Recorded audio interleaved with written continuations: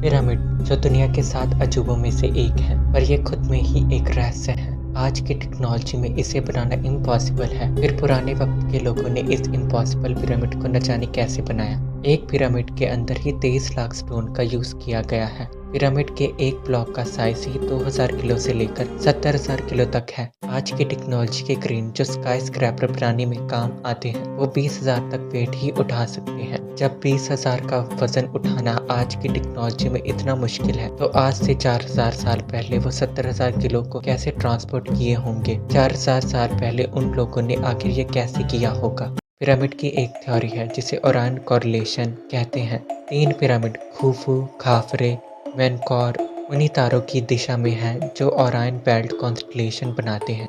इन stars के नाम है अलनीटक, अलनीलम, मिंटाका। ये 3 पिरामिड इन स्टार्स के साथ अलाइन करते हैं। कई लोगों का मानना है कि इन पिरामिड का इन दूर के स्टार्स के साथ कुछ तो कनेक्शन है। पिरामिड के बाहर चाहे जितनी मर्जी गर्मी हो, लेकिन इसके अंदर का टेम्परेचर 20 डिग्री सेल्सियस तक ही रहता है। इसे हम तब की दुनिया का नेचुरल एसी भी कह सकते हैं।